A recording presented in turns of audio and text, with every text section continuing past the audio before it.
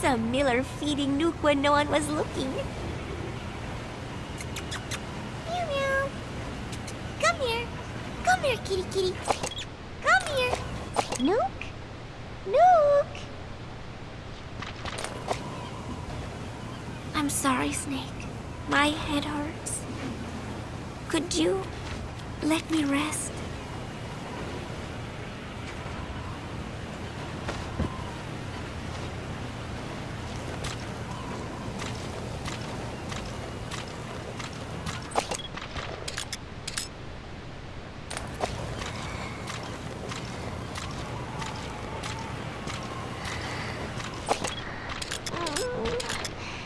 My stomach.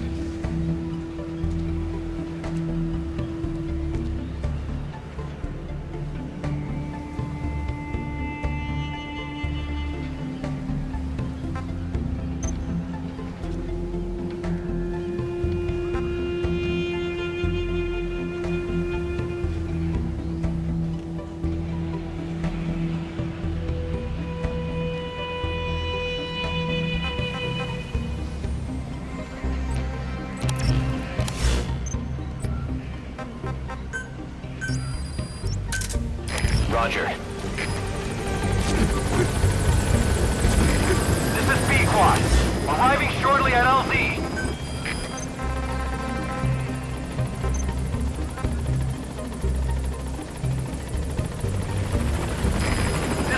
Squad, on station at LZ.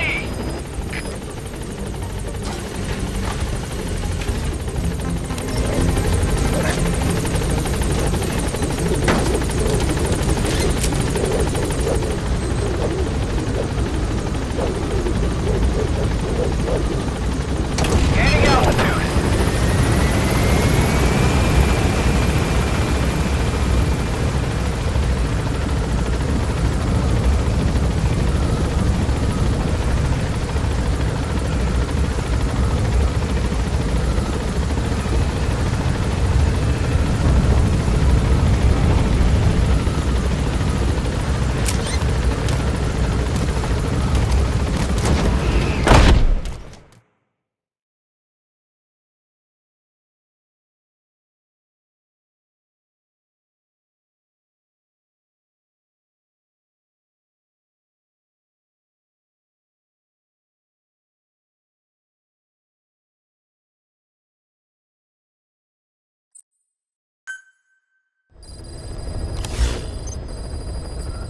Boss, I know you're just coming off this mission, but there are reports of child soldiers taking over Masa Village after the CFA got wiped out there.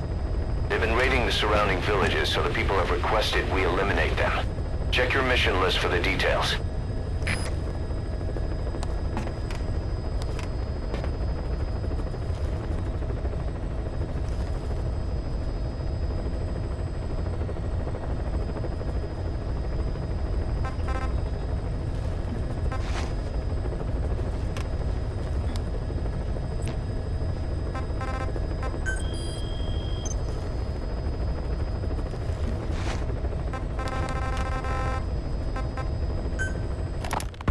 White Mamba, Nyokayam Pembe.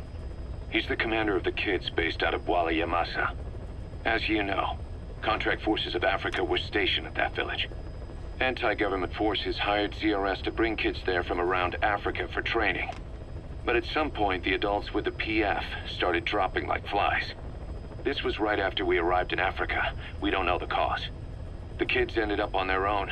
Must have been like fish out of water. Nothing to eat, no way to get back home. All the adults taught them was how to use a gun.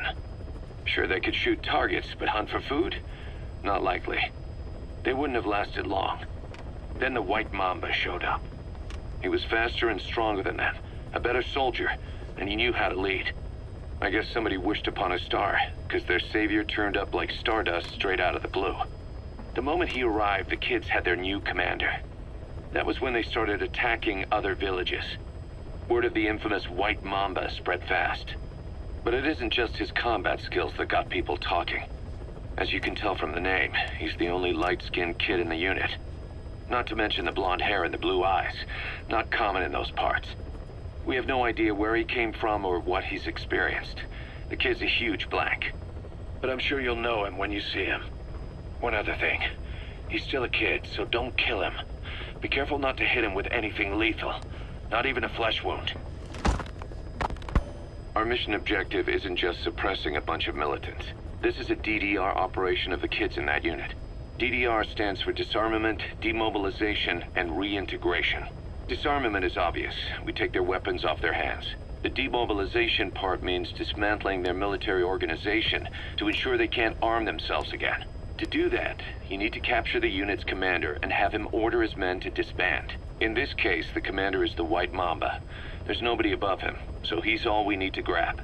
Finally, reintegration. Through education and occupational training, we give them a means to live besides war. A lot of kids born in a war zone don't know any other way to live. So before they find themselves back there, we teach them another skill. I'd like to establish this rehabilitation process at Mother Base. That's why we're bringing those kids back here. It's not so much for their sake. It's for the world that we're trying to create. No other way about it. Those kids are amateurs. Bad for business to have them running around where we're trying to work. Bring them all back if possible. Or as many as you can.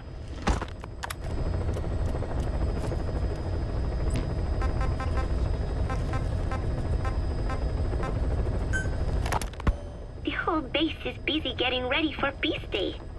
Miller has finished writing his song, so I went with Professor Galvez to listen to it. Miller was really into it, humming away as he played the song on his acoustic guitar. But the song melody did not match up with the guitar chords at all, and it sounded more like a mess than music. Miller's very enthusiastic, but I think he's tone deaf. I guess the guitar backing sounded good at least. But as I was wondering how to break it to Miller, Professor Galvez took out an odd instrument. It was just two antennas sticking out of a box, more like a radio than a musical instrument. He said it was invented by the Soviets, but why would Professor Galvez own a Soviet-Russian instrument? I asked him, and he told me music has no borders. Well, I cannot argue with that. Good music is something people of any nation can appreciate. Why not abandon war and just make music together? But anyway, the professor offered to try playing the melody on his instrument in time with Miller's guitar.